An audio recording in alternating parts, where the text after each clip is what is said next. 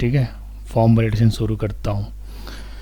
Form validation के लिए हमें एक हुक भी इंस्टॉल करना होगा और उस हुक का नाम है रिएक्ट हुक फॉर्म, और इसके अंदर हम जो है यूज़ करने वाले हुक उसका नाम होगा यूज़ फॉर्म। और आज की सेशन में आप लोग बूटस्ट्रैप को भी इंस्टॉल होते हुए देखिएगा। हालांकि लगता है इसके पीछे भी कई बार देखे हैं आप, और नहीं देखे होंगे तो आज आप देख लेंगे। और आज आपको ये भी देखने को मिलेगा कि बूटस्ट्रैप को अपने प्रोजेक्ट में इंटीग्रेट कैसे करते हैं, कॉन्फ़िगर कैसे किया जाता है। तो चलिए बिल्कुल एक फ्रेश प्रोजेक्ट लेकर के चलते हैं। फ्रेश प्रोजेक्ट के लिए हमें सबसे पहले स्क्रीन को शेयर कर देता हूँ और इसके बाद एक फ्रेश प्रोजेक्ट डाउनलोड करता हूँ।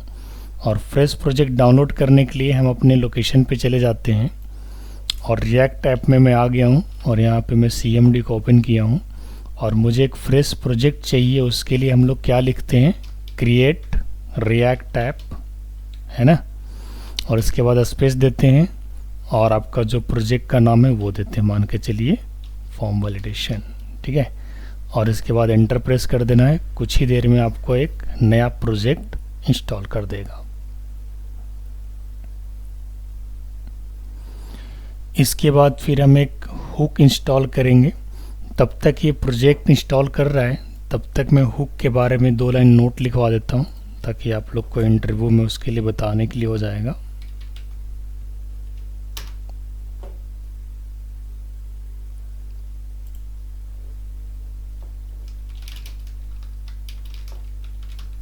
What is hook in React?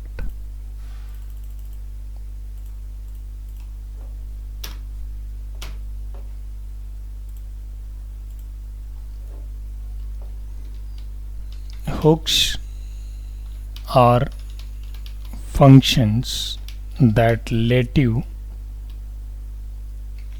react a state and life cycle features from function component. Hooks don't work inside classes, ठीक है। हुक्स का इस्तेमाल हम लोग क्लासेस यानी क्लास कंपोनेंट के अंदर नहीं करेंगे, जब भी करेंगे तो फंक्शनल कंपोनेंट के अंदर करेंगे। तो हुक्स बेसिकली है क्या, एक फंक्शन ही है जो आपके रिएक्ट स्टेट को, उसके लाइफ साइकिल को यूज़ करता है, उसके फीचर्स को प्रोवाइड करता है, और वो हमेशा फंक्शनल कंपोनेंट के लिए यूज़ होता है, क्लासेस में नहीं काम करता है। हालांकि इसके पहले भी आप लोगों ने हुक को देखा है, समझा भी है और उसके पैकेज को इंस्टॉल भी किया है। आज फिर से कुछ हुक हम इंस्टॉल करेंगे और उसके अंदर के जो फीचर्स है उसे यूज़ करेंगे। तो अब ये थोड़ी देर में प्रोजेक्ट एक बार इंस्टॉल हो जाए, इसके बाद फिर मैं हुक इंस्टॉल कर दूंगा और फिर बूटस्ट्रैप इंस्टॉल कर दूंगा। इसके बाद फिर हम आगे बढ़ेंगे और बूटस्ट्रैप को इंटीग्रेट करेंगे और फिर आगे फॉर्म डिज़ाइन वगैरह करेंगे, ठीक है। तो इसके पहले हम लोगों ने अभी तक कवर क्या क्या किया है, हम लोगों ने रिएक्ट में बटन क्लिक पे एक्शन परफॉर्म करवाया using functional component, using class component, state के बारे में जाने हैं, प्रॉप्स के बारे में जाने हैं, कंपोनेंट के बारे में अच्छे से जाने, ठीक है ना, किस तरीके से कंपोनेंट को कॉल करते हैं। इसके बाद हम लोगों ने नेविगेशन को पढ़ा लास्ट टाइम। नेविगेशन के बाद हम लोग लिंकिंग भी किए, और लिंकिंग जो किए उसमें हम लोगों ने बटन क्लिक पे भी किया है और नॉर्मल एक्शन लिंक पे भी किया है, ठीक है। और इसके अलावा भी हमने बहुत सारे चीज़ कवर किया है रिएक्ट में। लेकिन जो भी नई चीज़ें आप पढ़ते हैं वो एक बार में क्लियर नहीं होता है, चाहे कितने ही ब्रिलियंट स्टूडेंट हो, एक बार में क्लियर नहीं हो पाएगा। उसे आपको 2-3-4 बार प्रैक्टिस करना ही पड़ेगा, ठीक है। आप उसे प्रैक्टिस करते रहिएगा। तो मैंने इसका प्रोजेक्ट जो है इंस्टॉल कर दिया है। अब मैं उस प्रोजेक्ट के अंदर चला जाता हूँ। प्रोजेक्ट के अंदर जाने के लिए मुझे CD लिखना होगा और फॉर्म वैलिडेशन नाम का हमने प्रोजेक्ट इंस्टॉल किया है, और मैं उसके अंदर चला जाता हूँ। और जाने के बाद यहाँ पे मुझे एक हुक को इंस्टॉल करना है, तो हुक को इंस्टॉल करने के लिए हम क्या लिखते हैं, कमांड npm इंस्टॉल। अच्छा, इंस्टॉल की जगह पे आप आई भी लिख सकते हैं, दोनों अलाउ है। इंस्टॉल और मुझे किस टाइप का हुक चाहिए, react hyphen hook hyphen form. ये थोड़ी देर में हुक इंस्टॉल कर देगा आपको फॉर्म वैलिडेशन वाले प्रोजेक्ट में। फॉर्म वैलिडेशन में आने के लिए हमने cd यूज़ किया है, cd that is for change directory. तो इसने हुक को इंस्टॉल कर दिया है। हुक को इंस्टॉल करने के बाद थर्ड स्टेप में मैं बूटस्ट्रैप को इंस्टॉल करूँगा, और ये मैं लाइन आपके नोट्स में लिखवा भी दूंगा। तो बूटस्ट्रैप को इंस्टॉल करने के लिए क्या लिखना होगा, npm इंस्टॉल, और इसके आगे आपको लिखना होगा रिएक्ट बूटस्ट्रैप स्पेस बूटस्ट्रैप। अगर आप इस कमांड को भूल जाते हो तो आप गूगल में जाकर सर्च कर सकते हो और वहाँ से इसके कमांड को कॉपी करके ला सकते हो। npm install react bootstrap hyphen space bootstrap, react hyphen bootstrap space bootstrap. अभी कुछ देर में बूटस्ट्रैप के पैकेजेस जो है उसके अंदर के सारे क्लासेज और फंक्शंस को फॉर्म वैलिडेशन प्रोजेक्ट के अंदर लोड कर देगा। थोड़ी ही देर में लोड कर देगा, ये ज़्यादा समय नहीं लेगा। जो भी समय लगता है 1-2 मिनट का, वो सिर्फ आपको प्रोजेक्ट को इंस्टॉल करने में लगता है। तो इसने कर दिया है। अब इसके बाद हम लोग क्या करेंगे, npm को स्टार्ट कर देंगे। npm स्टार्ट कर दिया, और npm स्टार्ट करने के बाद थोड़ी देर में इसका by default port number 3000 generate हो जाएगा, जिस पे आपका वेब ब्राउज़र का उसमें बाय डिफ़ॉल्ट रिएक्ट का जो आइकन है वो आपको दिखता है, जो आपको यहाँ पे दिख जाएगा। ठीक है, अब मैं अपने प्रोजेक्ट के अंदर चलता हूँ। जब तक ये लोड हो रहा है कहीं से कोई परेशानी नहीं है, बिल्डअप करेगा, इसके बाद लोड करेगा, बिल्कुल रिएक्ट सही से चल रहा है। तो हमने आज की सेशन में एक नया प्रोजेक्ट लिया है, मैं पुराने प्रोजेक्ट पे नहीं चला हूँ। उस प्रोजेक्ट का नाम दिया है हमने फॉर्म वैलिडेशन, जो रिएक्ट ऐप फोल्डर के अंदर है, और रिएक्ट ऐप फोल्डर हमारा ई ड्राइव के अंदर है। अब मैं फॉर्म वैलिडेशन को ओपन करता हूँ। तो फॉर्म वैलिडेशन को ओपन करने के लिए मुझे इसके एड्रेस को कॉपी करना होगा। एड्रेस को कॉपी किया, और ये रहा हमारा VS कोड। हम अपने VS कोड एडिटर को ओपन करते हैं, और कहाँ पे जाना है, हमें फाइल में जाना है। फाइल में जाने के बाद ओपन फोल्डर करना है, और यहाँ पे उसके पाथ जो हमने वहाँ से कॉपी किया था वो मैंने पाथ को यहाँ पे पेस्ट कर दिया है, और इसके बाद सेलेक्ट फोल्डर करके हम अपने प्रोजेक्ट के अंदर चले जाएंगे। तो जो हमने न्यू प्रोजेक्ट अभी इंस्टॉल किया है, जिसका नाम क्या, फॉर्म वैलिडेशन, अब हम लोग उसके अंदर आ चुके हैं। ठीक है, अब आपको करना क्या है, सबसे फर्स्ट आपको इसके src फोल्डर में जाना है, और सबसे पहले बूटस्ट्रैप को इंटीग्रेट करना है। बूटस्ट्रैप को इंटीग्रेट करने के लिए हमें कहाँ जाना पड़ता है, index.js फाइल के अंदर। ऐसे तो कई सारे तरीके से आप बूटस्ट्रैप इंटीग्रेट कर सकते हैं, लेकिन सबसे बेस्ट वे यही माना जाता है, क्योंकि आप जब भी किसी कंपोनेंट को लोड करते हो तो इनडायरेक्टली आप ऐप कंपोनेंट को लोड करते हैं, और ऐप कंपोनेंट इंडेक्स को लोड करता है, और इंडेक्स जो आगे HTML को लोड करता है। तो इस तरीके से index.js फाइल के अंदर हम क्या करते हैं, बूटस्ट्रैप को इंटीग्रेट कर देते हैं। ठीक है, ऐड बूटस्ट्रैप हेयर। और बूटस्ट्रैप को ऐड करने के लिए आपको इंपोर्ट कीवर्ड लगाना पड़ेगा। इसके बाद आपको पाथ देना होगा। तो मैंने पाथ दिया बूटस्ट्रैप, इसके अंदर डिस्ट नाम का एक फोल्डर है, और डिस्ट के अंदर CSS के नाम का एक फोल्डर है, और इसके अंदर फिर आपको bootstrap.min.js CSS।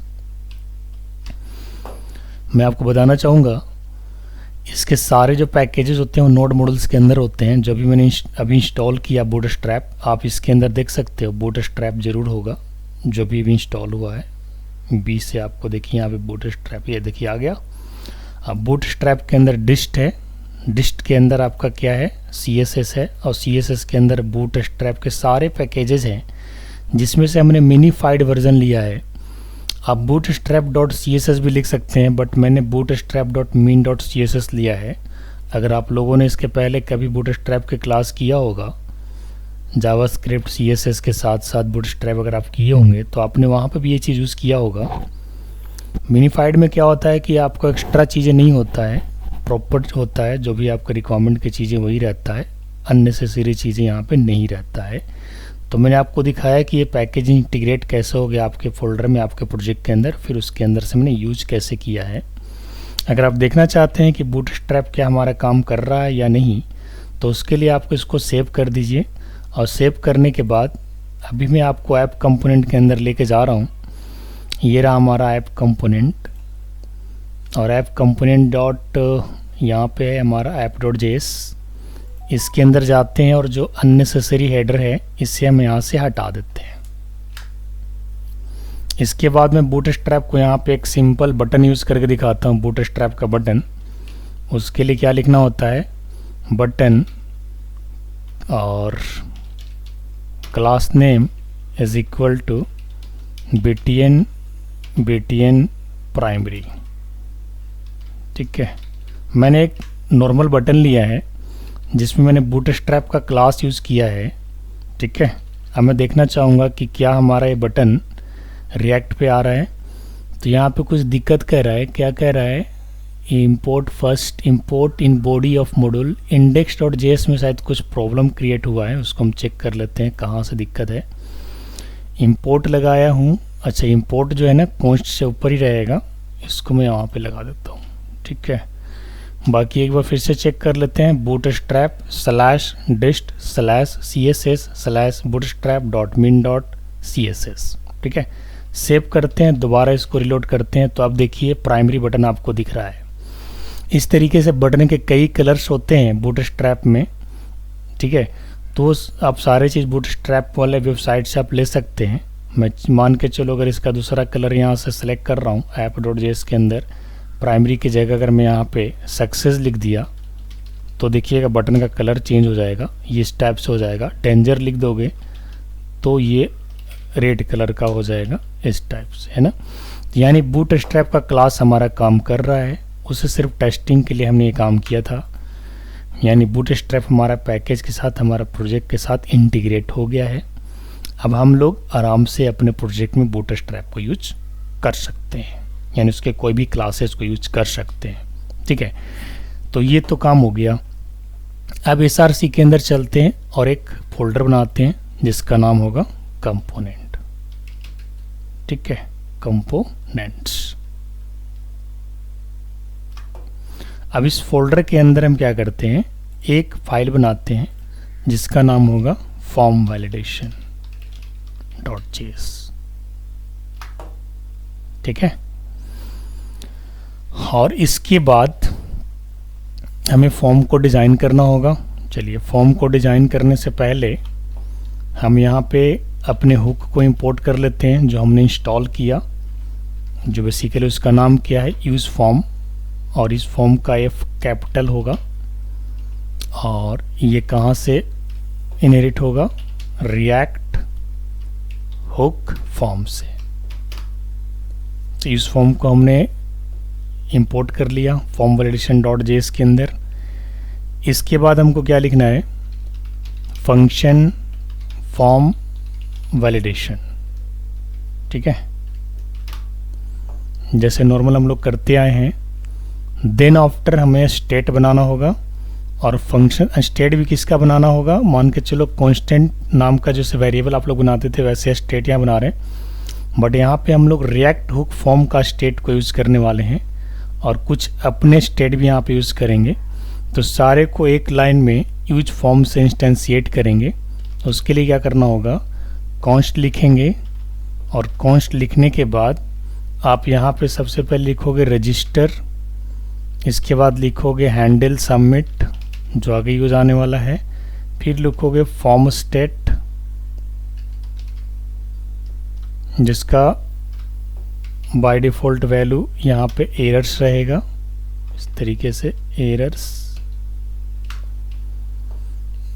और इसके बाद लिखना है रीसेट, फिर ट्रिगर।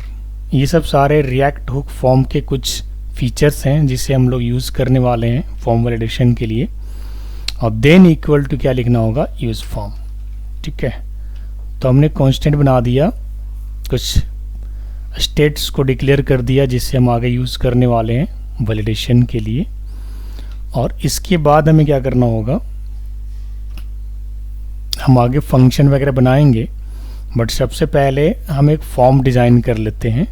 और फॉर्म डिज़ाइन करने के लिए हमें क्या लिखना होता है, रिटर्न, और रिटर्न के अंदर div लिखना होगा, ठीक है। और div जो है यहाँ पे क्लास नेम हम कॉल करेंगे, जिसमें कंटेनर को कॉल कर रहे हैं, ये बूटस्ट्रैप का क्लास है, और जिसका pt5 यानी पैडिंग जो है 5 यहाँ पे साइन कर रहे हैं, कंटेनर है ना। स्पेलिंग एक बार वेरीफाई करना ज़रूरी है, कि कंटेनर में अगर कोई भी अगर एक लेटर मिस कर गया तो फिर आपका बूटस्ट्रैप का क्लास काम नहीं करेगा। अच्छा, ये सब जितने भी क्लासेज हैं सारे आपको बूटस्ट्रैप के वेबसाइट पे, ऑफिशियल वेबसाइट पे मिल जाएगा, उसके बारे में आप जान सकते हैं। उसको सिर्फ ड्रैग एंड ड्रॉप करना है, उसके बारे में जानना है।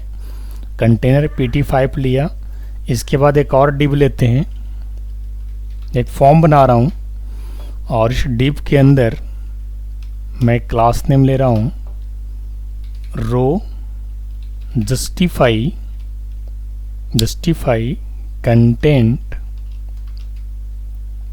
कंटेंट SM मतलब स्मॉल, सेंटर pt5, ठीक है। ये बेसिकली पैडिंग के लिए है, बट उसके कंटेंट के पैडिंग है ना।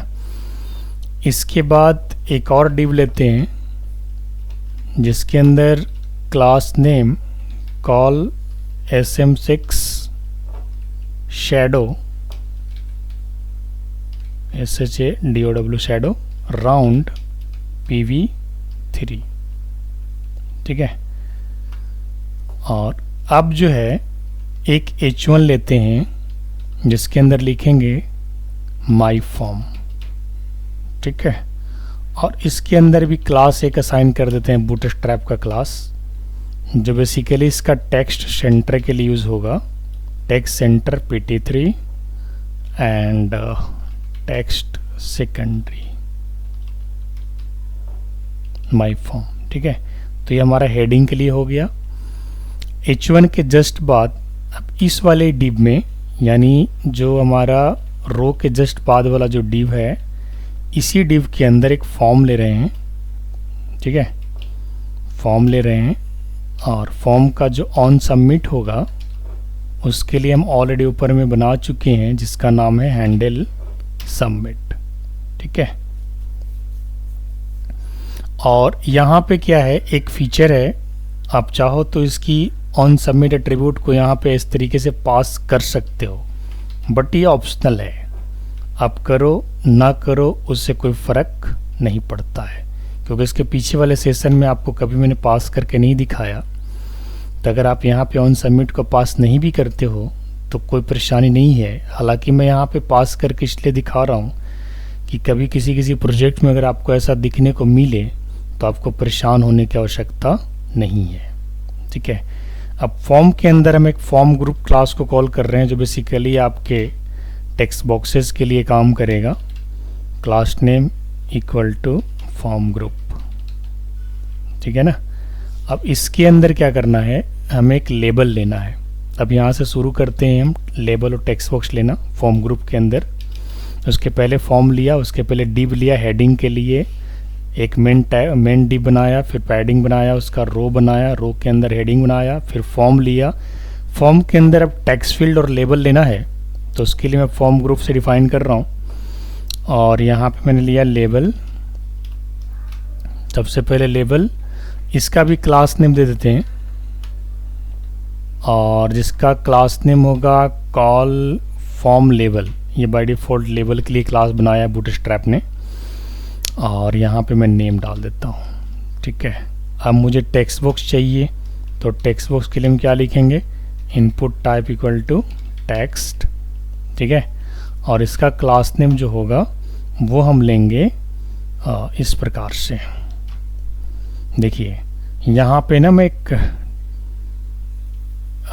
ये सिंबल होता है टिल्ड साइन के जस्ट नीचे, है ना, सिंगल कोट की तरह होता है, बट लेफ्ट की तरह झुका रहता है, ठीक है। तो वो सिंबल लीजिएगा आप, और आप इस तरीके से बूटस्ट्रैप के क्लास को यूज़ कर सकते हो, फॉर्म कंट्रोल, और ठीक है। और इसके साथ अगर एरर मैसेज वगैरह को देखना हो तो भी हम साथ में लिख देते हैं, डॉलर लिखना पड़ेगा यहाँ पे, डॉलर और एरर्स डॉट नेम। एरर्स जो मैं भी यूज़ कर रहा हूँ ये बेसिकली क्या है, हुक का फीचर है जिससे हम लोग यूज़ कर रहे हैं, और एक CSS की क्लास हम यहाँ पे यूज़ करने वाले हैं जिससे हम बनाएंगे आगे कस्टम CSS क्लास जिसका नाम इनवैलिड है, ठीक है।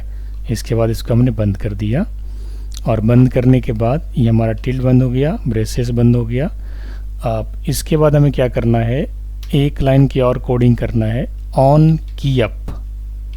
ऑन की अप हम क्या करना चाहते हैं, एक एरो फंक्शन यहाँ पे कॉल कर रहे हैं, ट्रिगर, ठीक है, जो बेसिकली इवेंट जब भी जनरेट होगा वो फायर हो जाएगा। वही ट्रिगर की बात कर रहा हूँ जो SQL में आप लोगों ने सीखा है, ट्रिगर है ना। और यहाँ पे क्या देंगे, नेम, ठीक। अब इसको बंद कर देते हैं, दो यहाँ पे करली ब्रेसेस बंद हो गया। अब मुझे इनपुट बॉक्स को बंद करना है, तो इनपुट बॉक्स को हम यहाँ पे इस तरीके से बंद कर सकते हैं, ये इनपुट की हमें आवश्यकता नहीं है। तो हमें यहाँ पे CSS क्लास चाहिए, तो CSS क्लास के लिए हम क्या करते हैं, app.css के अंदर चलते हैं और वहाँ पे इनवैलिड नाम का एक क्लास बना देते हैं, ठीक है। app.cs में इनवैलिड नाम का एक क्लास बना देते हैं ताकि हमें आगे चल कर कोई प्रॉब्लम नहीं हो। तो ये रहा हमारा app.css, और बाय डिफ़ॉल्ट जो भी चीज़ें इसके अंदर है उसे हम एज इट इज़ रहने देते हैं, या फिर अगर हम चाहें तो इसे डिलीट भी कर सकते हैं। सारी चीज़ों को मैं डिलीट कर देता हूँ और बिल्कुल फ्रेश दो कस्टम क्लास बना देता हूँ। एक मैं बना देता हूँ इनवैलिड के नाम से, कि जब आपका टेक्स्ट का जो इन्फॉर्मेशन है वो अकॉर्डिंग टू यूज़र अगर इनवैलिड हो, वैलिड ना हो, तो उस हिसाब से टेक्स्ट बॉक्स का जो कलर है वो रेड हो जाना चाहिए। तो उसके लिए मैं एक बॉर्डर डिफाइन कर देता हूँ।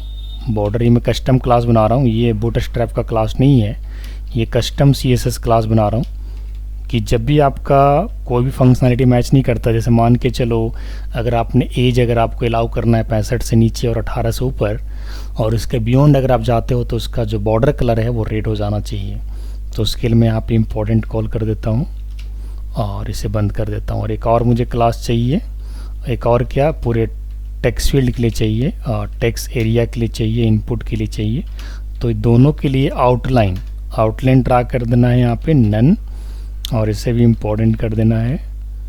और इसके बाद बॉक्स का शैडो भी आप डाल सकते हैं। हालांकि ये जो डिजाइनिंग है मैं एरर मैसेज को शो करने के लिए कर रहा हूँ, ये आपके ऊपर डिपेंड करता है कि आप अपने एरर मैसेज को कैसे शो करना चाहते हो, और कुछ विशेष नहीं है।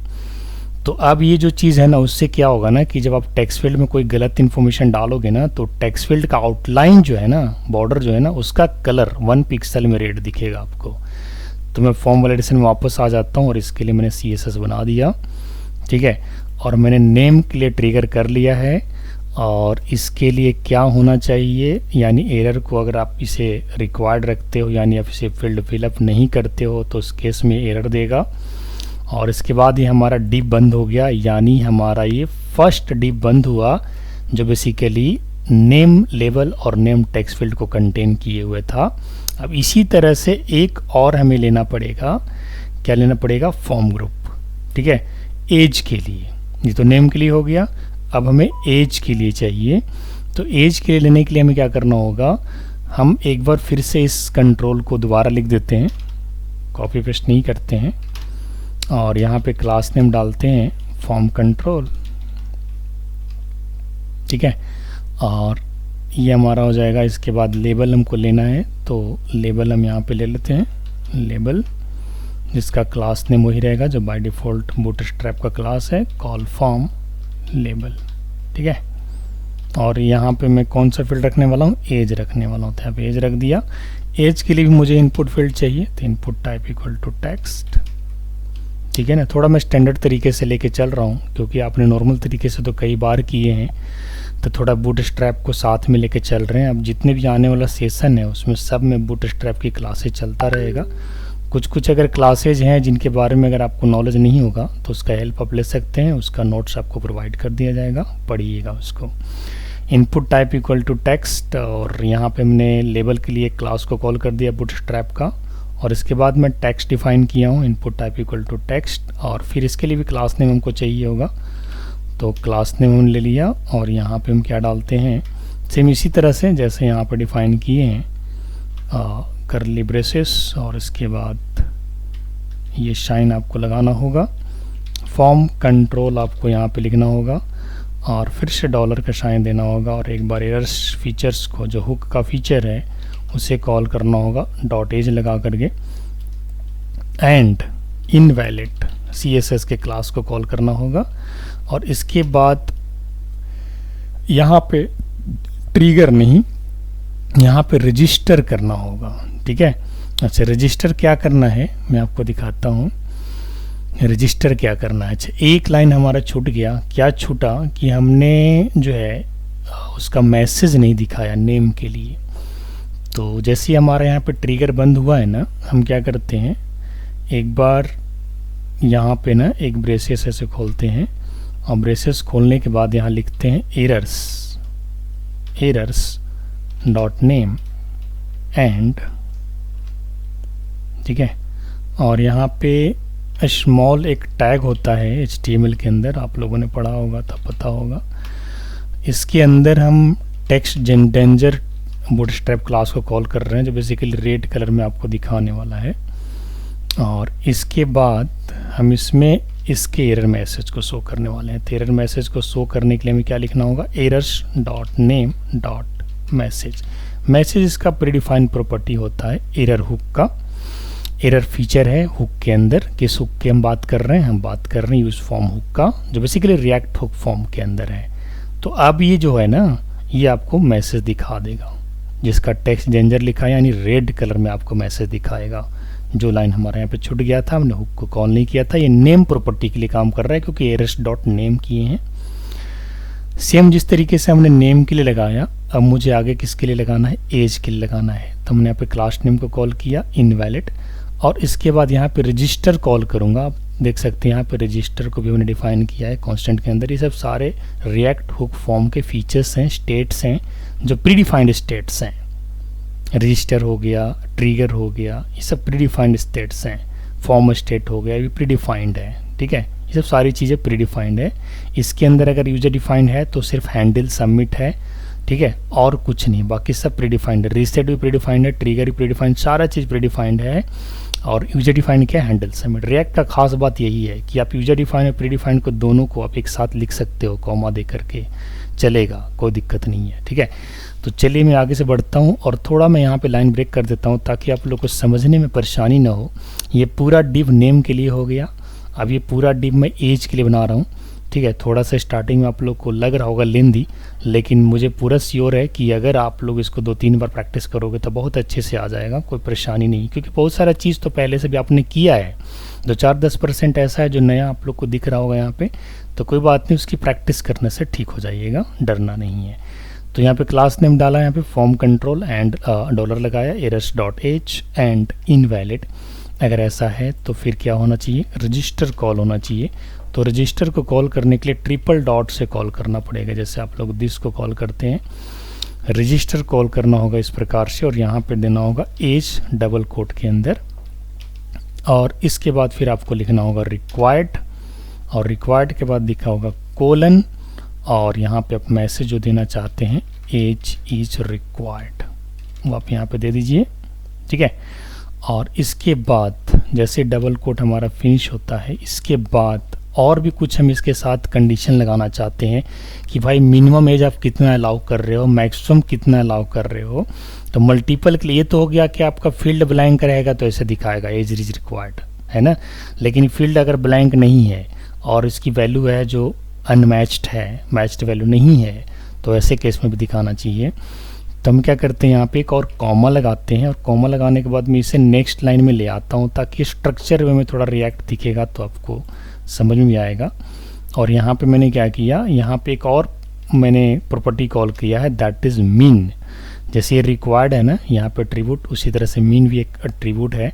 अब ये मिनिमम वैल्यू को यहाँ पे सेट करना होगा, और मिनिमम वैल्यू हमारा कितना होगा 18। मान के चलो कि आप अपने टेक्स्ट फील्ड के लिए 18 मिनिमम अलाउ कर रहे हो, और जिसका मैसेज आप क्या डाल रहे हो कि अगर मान के चलो आपने मिनिमम से भी मिनिमम कर दिया तो फिर वहाँ पे मैसेज आ जाएगा कि मिनिमम एज रिक्वायर्ड इज़ 18। इसके बाद एक और लगा देते हैं, एक और क्या लगाना है जो यहाँ पे लगेगा, that is for max attribute. ठीक है, और मैक्स एट्रीब्यूट में हम लोग क्या करेंगे, वैल्यू हमने फिक्स कर दिया, मान के चलो 70 की मैक्सिमम वैल्यू 70 ले, और इसका मैसेज भी हम लोग डाल देते हैं, that is maximum allowed age is 70। ठीक है, कॉमा दे दिया, ये मैक्स हमारा यहाँ पे बंद हो गया। बंद होने के बाद अगर आप मान के चलो, जैसे कई बार क्या है ना कि एज वाला फील्ड में भी लोग अल्फ़ाबेट डालने शुरू कर देते हैं, तो उसके लिए भी अगर आप लगाना चाहते हो कि अल्फ़ाबेट अलाउ ना हो, सिर्फ नंबर अलाउ हो, तो उसके लिए आप एक पैटर्न एट्रीब्यूट को कॉल कर दो। पैटर्न एट्रीब्यूट होता है और वहाँ पे आप क्या डाल दीजिए, वैल्यू डाल दीजिए कि ये पैटर्न मैच करेगा तभी आपका ओके रहेगा, नहीं तो ओके नहीं रहेगा। तो हम लोग पैटर्न कैसे अलाउ करते हैं आप सभी को पता है, फॉरवर्ड स्लैश और कैप से स्टार्ट होता है एंड डॉलर और फॉरवर्ड स्लैश से बंद होता है, और इसके अंदर जो भी कुछ आप लिखते हैं वो पैटर्न वैल्यू होता है। तो we just allow only 0 to 9। ठीक है, हम लोग क्या क्या अलाउ कर रहे हैं, 0 to 9 अलाउ कर रहे हैं। अब यहाँ पे एक स्टार लगा दीजिए बस। ये तो हमारा स्टार्टिंग हो गया पैटर्न और ये हमारा एंडिंग पैटर्न हो गया। क्या अलाउ कर रहे हैं वो हमने लिस्ट में दे दिया 0 to 9, यानी अल्फ़ाबेट अगर आप डालोगे भाई तो यहाँ पे मैसेज शो करेगा, क्या शो करेगा मैसेज, ओनली नंबर से अलाउड। समझ गए, ये तरीका से इसको फिर बंद कर दिया। यहाँ पे बंद करने के बाद फिर ये हमारा एक ब्रेसेस बंद हो गया, फिर एक ब्रैकेट बंद हो गया, फिर एक करली ब्रेसेस। अब यहाँ पे ऑन की अप कॉल करेंगे जैसे हमने नेम के लिए कॉल किया था, और यहाँ पे क्या लिखेंगे, ऑन की अप। ऑन की अप हम लोग क्यों कॉल कर रहे हैं कि जैसे ही आप वहाँ पे ना मान के चलो कि जैसे ही आप टैब से आगे बढ़ते हो टेक्स्ट फील्ड से, तो उसका एरर अगर होगा तो दिखे, और नहीं एरर होगा तो एरर अपने आप गायब हो जाना चाहिए। इसलिए ऑन की अप इवेंट पे हम लोग काम कर रहे हैं। तो यहाँ पे एरो फंक्शन को कॉल करते हैं, और एरो फंक्शन को इस प्रकार से कॉल किया जाता है रिएक्ट में। और ऑन की अप पे हमें क्या करना होगा, ट्रिगर करना होगा। क्या ट्रिगर करना होगा, एज को। ठीक है ना, एज को यहाँ पर ट्रिगर कर दीजिए। ठीक है, एज को हमने ट्रिगर कर दिया। यहाँ पर कैपिटल स्मॉल का कोई पंगा नहीं है, जैसे हमने यहाँ पे एक कैपिटल लिखा है, यहाँ पे स्मॉल लिखा है कहीं पे, तो उसके लिए डिस्प्ले रुक गया सर। डिस्प्ले रुक गया है। हाँ जी, नहीं सर, वो शहजाद आपके एंड से प्रॉब्लम होगा, देख लो जरा। चल रहा है नहीं सर। सर, चल रहा है सर। ऑन किया इक्वल टू, मैंने एरो की कॉल किया और यहाँ पेज हमने डाल दिया इसके अंदर, और इसके बाद इसको बंद कर देते हैं। और बंद करने के बाद फिर हम इस टेक्स्ट बॉक्स को बंद कर देते हैं यहाँ पे, और इस इनपुट को हटा देते हैं। तो इस तरीके से हमने एज को वैलिडेट कर लिया है। ये हमारा नेम वैलिडेट हो गया, ये हमारा एज वैलिडेट हो गया। अब बहुत ज़्यादा जो वैलिडेशन रिक्वायर्ड होता है वो किसके लिए होता है, ईमेल के लिए होता है। तो इसके बाद चलते हैं ईमेल के लिए। तो ये हमारा डिव यहाँ बंद हुआ। अब नेक्स्ट डिव हम बनाते हैं ईमेल के लिए, है ना। तो चलिए ईमेल के लिए बनाते हैं। 5-10 मिनट क्लास अगर एक्स्ट्रा जाएगा तो आप लोग मैनेज कर लीजिएगा, क्योंकि आज ये पूरा फॉर्म को फिनिश ही करने का सोचे हैं। डिव, और इसके बाद क्लास नेम लेके चलेंगे फॉर्म ग्रुप, जो हमने उसके लेके चला था। ये बेसिकली एक बूटस्ट्रैप की क्लास है जो आपके बॉक्स को एक अच्छा शेप देता है और कुछ नहीं। और लेबल के लिए भी एक हमने बूटस्ट्रैप का क्लास कॉल कर लिया, जो लेबल को भी एक अच्छा शेप में आपको दिखाएगा। बूटस्ट्रैप बेसिकली इसलिए यूज़ करते ताकि आपका लुक एंड फील जो है ना मैनेज रहता है। ठीक है, ईमेल हमने यहाँ पे, ठीक है। अब इसके बाद फिर से हमने टेक्स्ट को कॉल किया, क्लास नेम इक्वल टू, यहाँ पे सेम फिर से वो हमने डाला, form control dollar errors dot email. ठीक है, इसके बाद एंड इनवैलिड, इस तरीके से दे दिया जैसे हमने ऊपर में दिया था। एरर्स में यहाँ पे एरर आ रहा है, वो मैं चेक कर लेता हूँ क्यों आ रहा है एरर्स। हमने यहाँ पे लिखा फॉर्म कंट्रोल, जो कि यहाँ पे बंद नहीं होगा, ये बंद होगा सीधा यहाँ पे ऐसे। ठीक है, अब ये सही हो गया। हमने ऊपर में भी ऐसे बंद किया है, मैं वो चेक कर लेता हूँ। हाँ, फॉर्म कंट्रोल का यहाँ पे स्टार्ट हुआ इसका सिंबल, यहाँ पे बंद हुआ है, यहाँ पे स्टार्ट हुआ, यहाँ बंद हुआ, बिल्कुल सही है। तो यहाँ पे स्टार्ट होगा, यहाँ पे एंड होगा। और इसके अंदर का जो एरर्स है वो हाईलाइट होना चाहिए, अभी तक हाईलाइट नहीं हुआ है, उसे हम चेक कर लेते हैं क्यों नहीं हाईलाइट हुआ है। सो तो फॉर्म कंट्रोल एंड डॉलर लगाया, एरर्स लिखा, डॉट ईमेल लिखा, एंड यहाँ पे लेके चलते हैं। ईमेल के बाद जो है ना एंड को एक बार नीचे ले आते हैं, और एंड के बाद इनवैलिड। इसके बाद हमने क्या करना है, ठीक है, ये हमारा ठीक है, लेकिन इसका जो है ना एरर अभी भी आ रहा है। मैं इसको चेक करता हूँ कि एरर कहाँ से है इसका। Class name equal to form control हमने सही लिखा है, कंट्रोल डॉलर दिया है, एरर्स डॉट ईमेल लिखा है। तो ये क्या होना चाहिए था हमारा, जैसे यहाँ पे कलरफुल है ना, एरर्स वैसे कलरफुल होना चाहिए, जबकि ये हो नहीं रहा है। एक बार फिर से देखते हैं ये क्यों नहीं हो रहा है। इस लाइन को दोबारा लिखते हैं, क्लास नेम, ठीक है। इसके बाद क्या लिखना है, और सिंबल देना है, सिंबल के बाद लिखना है फॉर्म कंट्रोल, और इसके बाद देना है आपको डॉलर, और अब लिखना है एरर्स, ठीक है। अब सही है, डॉट ईमेल, यहाँ पे ईमेल लिख दिया, ठीक है, ईमेल। और इसके बाद हमको क्या करना है, एंड को कॉल करना है, और एंड के बाद लिखना है इनवैलिड, और इसके बाद ये बंद हो जाएगा ऐसे, और बंद होने के बाद ये बंद हो जाएगा, फिर ये वर्सेस बंद हो जाएगा, और इसके बाद फिर हम रजिस्टर को कॉल करेंगे। अगेन अभी यहाँ पे रिफ्रेश नहीं हो रहा है, क्या दिक्कत है, कोलन कहीं से छूटा है, ईमेल ईमेल ईमेल। अच्छा, मैंने लेबल डिफाइन नहीं किया क्या ईमेल के लिए, ने डिफाइन तो किया हमने, ऊपर में डिफाइन किया हमने एज के लिए, errors dot age and invalid. तो फिर ये क्यों नहीं ले रहा है ईमेल के लिए, class name form group, level class name, col form level, email, input type equal to text, class name equal to form control. अच्छा, ये बंद कर दिया ना मैंने यहाँ पे, अब ये सही हो गया, राइट, ठीक है। ये ब्रेसेस बंद हो गया यहाँ पे, ये हमारा बंद हो गया। अब इसके बाद क्या करना है, रजिस्टर शुरू होगा यहाँ पे, जैसे एज के लिए रजिस्टर शुरू किया था। रजिस्टर किसका फीचर है, रिएक्ट हुक का, रिएक्ट फॉर्म हुक है ना। रजिस्टर कॉल करना है, बिल्कुल ऐसे ही कॉल करना है जैसे मैं कॉल कर रहा हूँ, और ये रजिस्टर एक फंक्शन है, और यहाँ पे आपको ईमेल लिखना है, और इसके बाद रिक्वायर्ड अगर है तो आप यहाँ पे एक मैसेज डाल दोगे, ईमेल ईच रिक्वायर्ड, एक हो गया। इसके बाद सेकंड आप पैटर्न इसका डिफाइन करोगे, जैसे हमने एज के लिए डिफाइन किया था, और इसका पैटर्न में आप क्या क्या अलाउ कर रहे हो वो आपको पैटर्न का वैल्यू शाइन करना होगा। हालांकि ये पैटर्न का वैल्यू आपको याद करने की ज़रूरत नहीं है, ये आपको नेट पे अवेलेबल है, ये मिल जाएगा, ठीक है। इस तरीके से स्टार्ट करना है, और स्टार्ट करने के बाद हमको क्या क्या अलाउ करना है, हमें capital A to capital Z allow करना है, 0 to 9 अलाउ करना है, डॉट अलाउ करना है, अंडरस्कोर अलाउ करना है, परसेंटेज अलाउ करना है, प्लस अलाउ करना है, माइनस भी अलाउ करना है।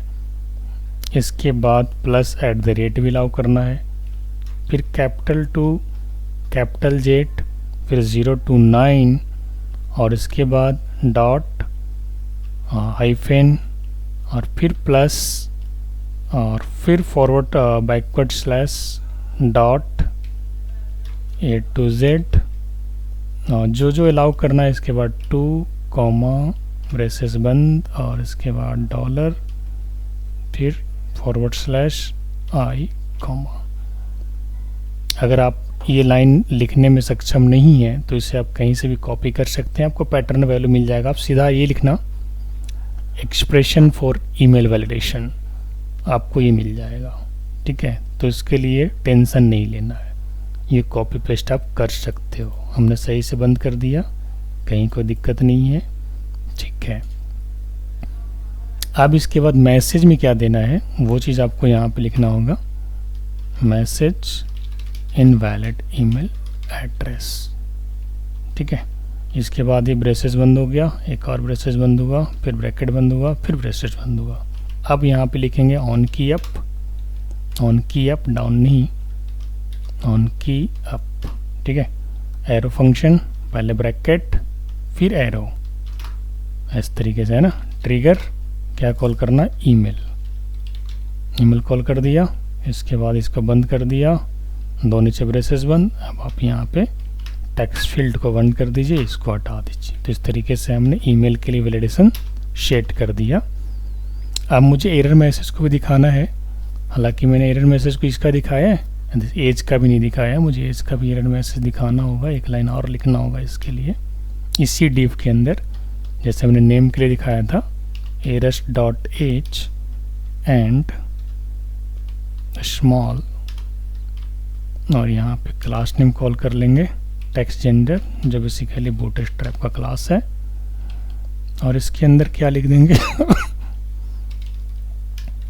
Errors dot age dot message, simple ये मैसेज दिखाने काम करेगा रेड कलर में, और कुछ विशेष काम इसका नहीं है। सेम यहाँ पे भी इसको कॉपी कर लेता हूँ और नीचे ले आता हूँ, यहाँ पे पेस्ट कर देता हूँ इसके ईमेल के लिए ना। यहाँ पे एरर्स डॉट एज की जगह ईमेल आ जाएगा, एंड आएगा small class name text gender, यहाँ पे एरर डॉट एज की जगह एरर डॉट ईमेल आ जाएगा, ठीक है। यस, तो हमने अब जो है ना ईमेल के लिए वैलिडेशन हमने लगा दिया है, एज के लिए हमने लगा ही दिया, नेम के लिए हम पहले लगा चुके थे। अब हमें क्या करना है, हमें फ़ोन के लिए लगाना है। तो चलिए फ़ोन के लिए लगाते हैं। तो फ़ोन के लिए भी हम उसी तरीके से करेंगे जैसे डिव हमने लिया था। देखिए यहाँ पर डिव लेंगे, क्लास नेम लेंगे, फॉर्म ग्रुप, और एक लेबल लेंगे जिसका क्लास नेम क्या होगा, कॉल फॉर्म लेबल, ठीक। और यहाँ पे क्या लिख देंगे, फ़ोन, ठीक है। इसके बाद फिर इनपुट टाइप लेंगे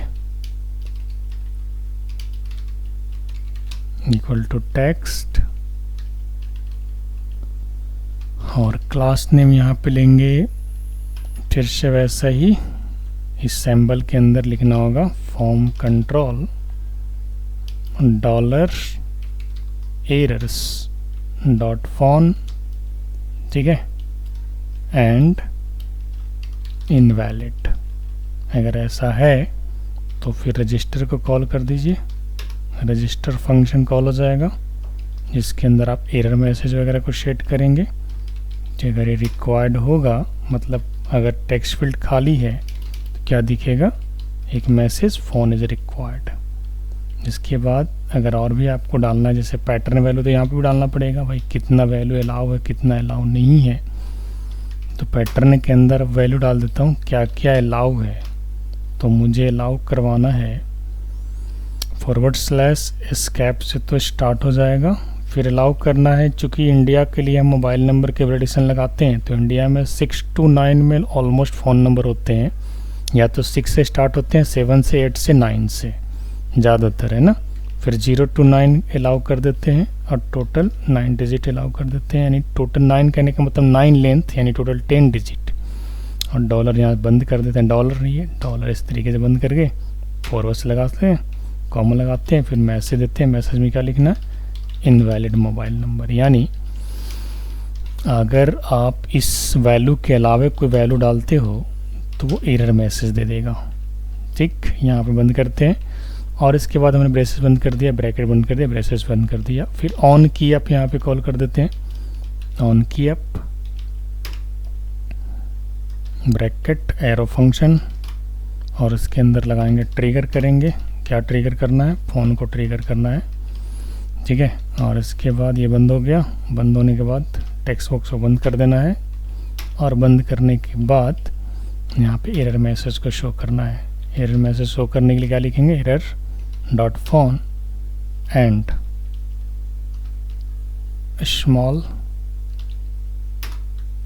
HTML का टैग है जिसके अंदर क्लास नेम हम टेक्स्ट जेंडर को कॉल कर रहे हैं, ऊपर से जो रेड कलर के मैसेज को दिखाएगा, और इसके अंदर जो मैसेज होगा वो रेड कलर में दिखेगा। अगर आपका फ़ोन नंबर वैलिड नहीं होता है तो उस केस में, ठीक है, इस तरीके से। तो हमने फ़ोन को वैलिड कर लिया। अब हमें आगे मैसेज वगैरह करना है, उसके लिए एक टेक्स्ट एरिया ले लेते हैं, ठीक है। टेक्स्ट एरिया के लिए फॉर्म ग्रुप बना देते हैं। तो यहाँ पे चलिए, अच्छा मान के चलो अभी ये जो है ना, इसकी फॉर्मेटिंग थोड़ा इधर उधर हो गया, तो इसकी फॉर्मेटिंग आप यहाँ से ठीक कर सकते हो। इसके लिए राइट क्लिक करोगे और देखो यहाँ पे फॉर्मेट सिलेक्शन पे क्लिक कर दोगे तो ये देखिए फॉर्मेट कर देगा प्रॉपर तरीके से, है ना। अब चलते हैं, एक और डिव लेते हैं। यहाँ पर डिव में गया और फिर से क्लास नेम लिया जिसका नाम हम रखते हैं फॉर्म ग्रुप। ठीक है, कई सारे लाइन लिखा हूँ, खैर एरर तो नहीं आना चाहिए, प्रॉपर तरीके से चल रहे हैं, लेकिन फिर भी एक आध कहीं मिस्टेक हो तो उसका कह नहीं सकते हैं, लेकिन रिव्यू करेंगे वापस। अभी मैं टेक्स्ट एरिया के लिए बना रहा हूँ, मैसेज के लिए ना। तो टेक्स्ट एरिया यहाँ पे रेगुलर टैग जैसे आपका HTML के अंदर होता है। अच्छा, यहाँ पे रोज एंड कॉलम्स को आप दूसरे तरीके से भी असाइन कर सकते हो। मैं यहाँ पे डायरेक्ट क्लास नेम ले रहा हूँ। पहले क्लास नेम में क्या ले रहा हूँ, सेम उसी तरीके से जैसे हम ऊपर से लेते आए हैं, शैम्बल के अंदर फॉर्म कंट्रोल और इसके बाद डॉलर, ये रहा डॉलर हमारा, और डॉलर के बाद हमें क्या लेना पड़ेगा, एरर। अच्छा, ये यहाँ पे फॉर्म कंट्रोल में क्या प्रॉब्लम आ गया, फिर से डॉलर डॉलर ऊपर हम डॉलर लिए ना, फॉर्म कंट्रोल डॉलर। ठीक है, class name equal to form control control dollar और इसके बाद एरर मैसेज। ठीक है, शायद अब हाईलाइट हो गया ना। ये बिल्कुल एडजेसेंट मांगता है, स्पेस नहीं मांगता। यहाँ पे इस चीज़ का ध्यान रखिएगा, इसीलिए दिक्कत हो रहा होगा। एरर्स, हमने एरर्स ही लिखता है ना शुरू से, एरर्स डॉट मैसेज। इसके बाद एंड लगाएंगे और इनवैलिड जो CSS का क्लास है, कस्टम क्लास जो हमने बनाया है। ठीक है, अब इसके बाद क्या करना है, इस टेक्स्ट एरिया को बंद नहीं करना है, टेक्स्ट एरिया के अंदर ही हम लोग रहेंगे। अभी टेक्स्ट एरिया भी सिर्फ खुला है, बंद आगे करेंगे। और यहाँ से इनवैलिड लिखने के बाद जैसे हमारा डबल ब्रैकेट यहाँ पे नीचे आ जाते हैं और आने के बाद हम रजिस्टर को कॉल करेंगे, जो बेसिकली एक हुक का फीचर है, फंक्शन है। और इसके अंदर मैसेज को कॉल करते हैं जो कि हमारा फील्ड का नाम है। और अगर ये रिक्वायर्ड रहता है, यानी अगर आप इसे फिलअप नहीं करते हो तो क्या होगा, मैसेज इज़ रिक्वायर्ड का यहाँ पे एक मैसेज आ जाएगा। और इसके बाद अगर आप चाहते हो कि इसका मिनिमम लेंथ 10 हो तो इसके लिए भी आप पैटर्न सेट कर सकते हो, मिनिमम लेंथ मैक्सिमम लेंथ के लिए। तो यहाँ पे मैं सबसे पहले मिनिमम लेंथ के लिए करता हूँ, ध्यान दीजिएगा, मीन लेंथ। देखिए ना, इस तरीके से मीन लेंथ कितना होना चाहिए, वैल्यू दैट इज़ 10। और अगर आप 10 से भी कम डालते हो तो फिर क्या आ जाएगा, मिनिमम रिक्वायर्ड लेंथ इज 10। ठीक है, इसके बाद अगर आपको मैक्सिमम भी अलाउ करना है तो यहाँ पर मैक्सिमम भी अलाउ कर सकते हैं, जैसे मैंने मीन किया, max length that is value 50 and message that is maximum allowed length is 50। ठीक है, ये मैसेज मैंने बंद कर दिया यहाँ पे। अब इसके बाद मुझे ब्रेसेस बंद करना है, ब्रेसेस बंद करना है, ब्रैकेट बंद करना है, फिर ब्रेसेस बंद करना है। इसके बाद ऑन की अप स्टार्ट होगा, एरो की फंक्शन, और इसके बाद इसे हम ले करके ट्रिगर करेंगे। क्या ट्रिगर करना है, मैसेज को। ठीक है, और इसके बाद 2 ब्रेसेस बंद हो गया। फिर हमें क्या लिखना हो, इसको बंद कर दिया, टेक्स्ट एरिया को बंद कर दिया। टेक्स्ट एरिया को बंद करने के लिए आप सिंगल ही बंद कर सकते हैं और डबल भी ऐसे बंद कर सकते हैं, कोई दिक्कत नहीं है। और अब मुझे एरर मैसेज चाहिए, तो टेक्स्ट एरिया के बाद हम कॉल करेंगे errors dot message and small class name that is text danger. और इसके अंदर क्या कॉल करेंगे, एरर्स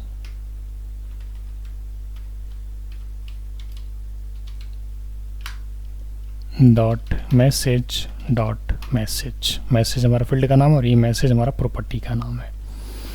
डिप बंद हो गया। डिप बंद होने के बाद फिर हमें एक सबमिट बटन चाहिए, फॉर्म के डेटा को सबमिट करेगा। सबमिट,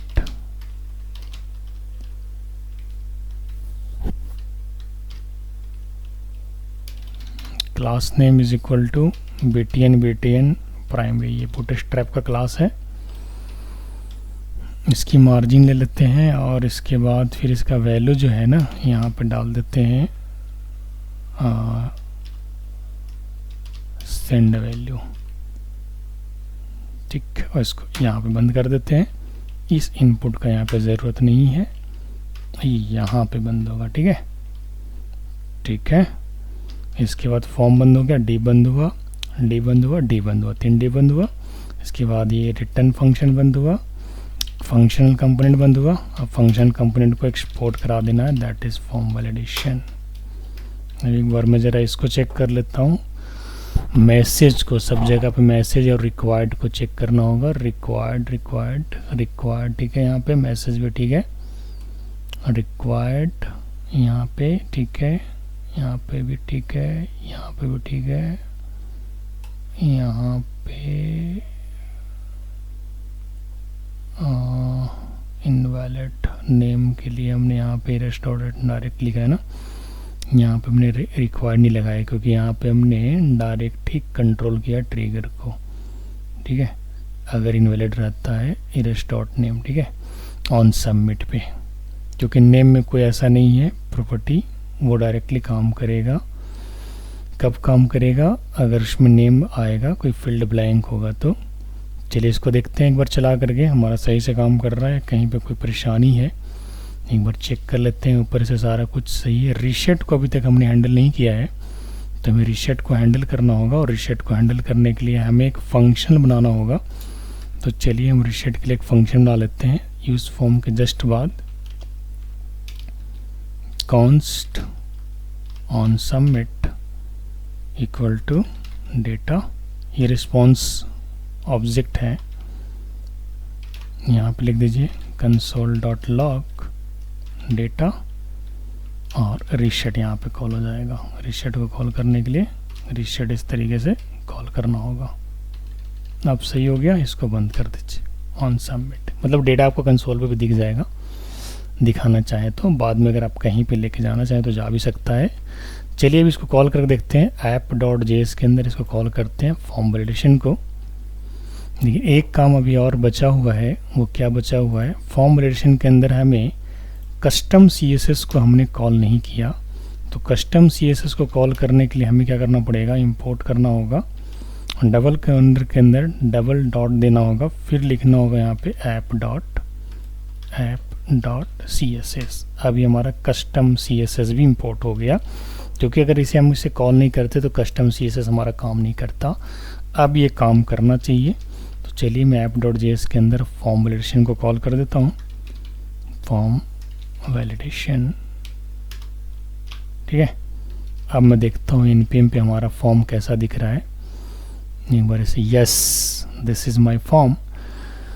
हाँ नेम एज, हाँ एज में हमने नंबर लिया है, इसलिए वो नंबर या अल्फ़ाबेट डालोगे तो यहाँ पे देखिए एरर दिखा रहा है। नेम के लिए नहीं दिखा रहा है क्योंकि नेम में हम लोगों ने रिक्वायर्ड नहीं लगाया था, जानबूझ के हमने छोड़ा उसको, ताकि नेम में रिक्वायर्ड अगर नहीं लगाएं तो क्या दिक्कत आता है ना। तो नेम के लिए हमने नहीं लगाया है। अगर आप नेम खाली भी रहोगे तो कोई एरर नहीं आएगा, कहाँ पर रिक्वायर्ड हमने छोड़ दिया है। तो चलिए यहाँ पे नेम के लिए भी हम रजिस्टर को कॉल कर लेते हैं, ताकि हमें पता चले कि हमने जो रजिस्टर फंक्शन कॉल नहीं किया तो हमें रिक्वायर्ड जो है काम नहीं करेगा। तो हम इसके लिए भी लगवा देते हैं। यहाँ पे कहाँ पे लगेगा? जस्ट इनपुट टाइप टेक्स्ट जो है ऑन ट्रिगर, जहाँ पर ख़त्म हुआ हमारा ट्रिगर, ऑन की अप से जस्ट ऊपर, ऑन की अप से जस्ट ऊपर हमें रजिस्टर कॉल करना होगा। और रजिस्टर के लिए 3 डॉट रजिस्टर लगा देते हैं, और यहाँ पे क्या लिखना होगा? नेम, और नेम के बाद लिखना होगा रिक्वायर्ड, और इसके अंदर डालना होगा नेम को, और इसके बाद नेम इज़ रिक्वायर्ड, और इसके बाद यहाँ पे आपको बंद हो जाएगा, ये बंद हो जाएगा, और अब ये हो गया। अब दिखाएगा आपको नेम भी, है ना। तो चलिए बटन क्लिक किया, यस नेम इज़ रिक्वायर्ड। जैसे मैं यहाँ पे नेम प्रोवाइड करते हैं तो नेम हमारा देखिए, अब ये देखिए ऑन की अप हटाती हट गया। एज हम सही डालते हैं, एज हम डालते हैं 19, तो देखिए ओनली नंबर से लाउड। अब ये देखिए टैब मारती हट जाएगा यहाँ पे, बट ये अभी हट नहीं रहा है, शायद रिफ्रेशमेंट में कोई प्रॉब्लम है, चेक कर लेता हूँ एक बार। फिर से डाला हमने फिरदौश एंड पूरा डालते हैं। एज डाला हमने, मान के चलो पहले गलती डालते हैं, तो गलत डालने पे क्या है, मिनिमम हमने कितना लिया था, एज 18 लिया था, मिनिमम एज उससे कम नहीं लेना चाहिए, तो मिनिमम एज रिक्वायर्ड इज़ 18। अगर मैं 18 ले लेता हूँ या 19 ले लेता हूँ तो ये बिल्कुल सही हो जाएगा। ठीक है, यहाँ पे जो है ओनली नंबर्स अलाउड, तो हमने तो नंबर ही डाला है, कुछ गड़बड़ है यहाँ पे, चेक कर लेते हैं। ईमेल आईडी में अगर कुछ गड़बड़ करते हैं यहाँ पे तो ये ईमेल आईडी इनवैलिड दिखा रहा है, बिल्कुल सही दिखा रहा है। अगर हम सही डालते हैं तो इसे नहीं दिखाना चाहिए, यस। अब फ़ोन नंबर बिल्कुल 10 डिजिट का लेगा, तो फ़ोन नंबर यहाँ पर डालते हैं 1 2 3 4 5 6 7 8 9 10, ये बिल्कुल सही हो गया। मैसेज 10 मिनिमम है और मैक्सिमम बाकी है, तो उस हिसाब से डालिए। मिनिमम लेंथ 10 इज रिक्वायर्ड, तो अभी आ रहा है एरर, ज़्यादा डालिएगा नॉर्मल हो जाएगा। ठीक है, this is my validation form. अब बस देखना ये है कि एज वाला अभी तक रिफ्रेश नहीं हुआ, यानी एज वाला ऑन की ऐप में कहीं परेशानी है क्या, उसे ज़रा चेक कर लेते हैं। बाकी सब सही काम कर रहा है, एज वाला एक बार चेक कर लेते हैं बस। एज हमारा कहाँ पे है, ये रहा हमारा एज। तो एज का हमने div class name form control ले लिया है, कॉल फॉर्म लेबल भी लिया हमने लेबल के लिए, और इसके बाद फिर हमने इनपुट टाइप टेक्स्ट लिया है, class name form control dollar error dot age and, हाँ सबके लिए फॉर्म ग्रुप लें, इसके लिए फॉर्म कंट्रोल क्यों लें? ओके, हो सकता है यही दिक्कत कर रहा हो, फॉर्म ग्रुप ले ले, तो वो इसीलिए उसका हमने सिर्फ उसका टेक्स्ट बॉक्स का डिज़ाइन थोड़ा अलग दिख रहा था ना, आप देखो अब सही हो गया है, लेकिन उसका वैलिडेशन अभी भी प्रॉब्लम कर रहा है, उसको चेक कर लेता हूँ, वो गलती से लिखा गया होगा, इसीलिए मैं कह रहा था ये टेक्स्ट बॉक्स थोड़ा इससे ना अलग दिख रहा था ना, बाकी अब ये सेम साइज का हो गया, सेम शेप का हो गया ग्रुप रखने से। कॉल फॉर्म लेबल हमारा सही रहेगा, क्लास नेम हमारा फॉर्म कंट्रोल सही है, and dollar errors dot age and invalid ये भी सही है, हमारा बंद हो गया है। रजिस्टर एज लिखा है, रिक्वायर्ड तो हमारा काम कर ही रहा है। मिनिमम हमने डाला है, वैल्यू 18 लिखा है, अब मैसेज में मिनिमम एज रिक्वायर्ड इज 18 कर दिया है। फिर मैक्स के लिए हमने डाला है मैक्स वैल्यू 70, और मैक्सिमम के लिए हमने ये मैसेज डाल दिया है। ठीक है, ये तो सही है। पैटर्न में हमने क्या क्या अलाउ किया है, वैल्यू दिया है और / कैप लगाया 0 to 9 स्टार डॉलर लगाना था, जो गलती से एंड लग गया है, दिस इज़ द मिस्टेक। ठीक है, पकड़ा गया, अब ये काम करेगा। देखिए अब एज रिक्वायर्ड सही है, प्रॉपर काम कर रहा है। अब जैसे 45 डालते हैं तो कम डालते हैं तो 23 इट इज़ ओके, लेकिन 18 से अगर कम डालेंगे तो दिस विल गिव एरर। अगर 70 से ज़्यादा डालते हैं तो this will again give error. तो now the form is complete. ठीक है, अब ये डेटा को जब आप सबमिट करोगे ना तो कंसोल में आप देख पाओगे, लेकिन ओवरऑल हम इसके डेटा सबमिटिंग में फोकस नहीं कर रहे थे, हम वैलिडेशन फोकस कर रहे थे। अगर आप फ़ोन नंबर एक कम डालते हो ना, again this will show you error message. तो इस तरीके से हमने कंप्लीट वैलिडेशन को कवर कर लिया है रिएक्ट में, लेकिन इस चीज़ को एक बार नेक्स्ट क्लास में भी वापस में रिपीट कर दूंगा, तब जा कर के आप लोग को क्लियर होगा। स्टेप में हमको 2-3 स्टेप लिखना था, वो मैं यहाँ पर लिख देता हूँ। स्टेप में मुझे क्या क्या मैंने किया इसके अंदर वो लिख देता हूँ कि सबसे पहले स्टेप 1 में install npm install package for hook. ठीक है, मैं यहाँ पे इसे लिख रहा हूँ direct npm install react hook form. ठीक है, स्टेप 2 और npm install react bootstrap. Step 3, ठीक है, ऐड बूटस्ट्रैप इन index.js फाइल। ठीक है, क्या ऐड करना है, कैसे ऐड करना है, वो मैं लाइन के यहाँ से उठा करके रख देता हूँ, ताकि आप लोगों को समस्या नहीं होना चाहिए, अच्छे से आप लोग परफॉर्म कर पाओ। ठीक है, ये चीज़ आपको ऐड करना है। इसके बाद फिर आपको कोडिंग में यहाँ से उठा लेता हूँ, ये हमारा फॉर्म वैलिडेशन की कोडिंग है। और CSS में कुछ ज़्यादा कुछ नहीं किया, बस वो जो लाइन आपको दिख रहा है ना, ये जो लाइन दिख रहा है ना, एक कलरफुल, ये कलर के लिए हमने CSS कस्टम बनाया, दैट्स इट। और ये जो फॉर्म आपको दिख रहा है ना, बॉक्स वगैरह थोड़ा सुंदर सा रिस्पॉन्सिव, इसके लिए बूटस्ट्रैप का क्लास कॉल किया है। ठीक है, और कुछ विशेष नहीं है, आप लोग इसको करोगे 2-3-4 बार तो प्रैक्टिस हो जाएगा, समझ में आ जाएगा। ये आपका CSS का फाइल है app.css। ठीक है, बाकी कुछ नहीं किया, इसे PDF बना के आपको भेज रहे हैं। और इसमें अगर कोई डाउट रहेगा तो नेक्स्ट सेशन में इसी को रिपीट कर देंगे एक बार। ये हमारा फॉर्म वैलिडेशन आज कवर हो गया in React.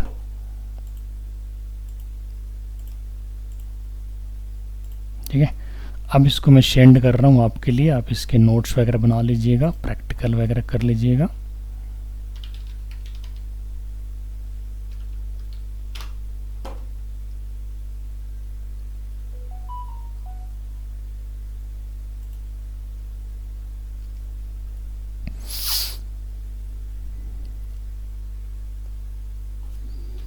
React form validation, ठीक है।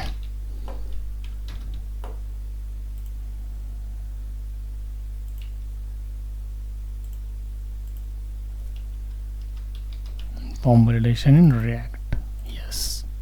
चलिए ये मैंने सेंड कर दिया यहाँ पे, और ये आपको थोड़ी देर में मेल में मिल जाएगा। आज के लिए इतना ही, फिर मिलते हैं next day. Thank you so much.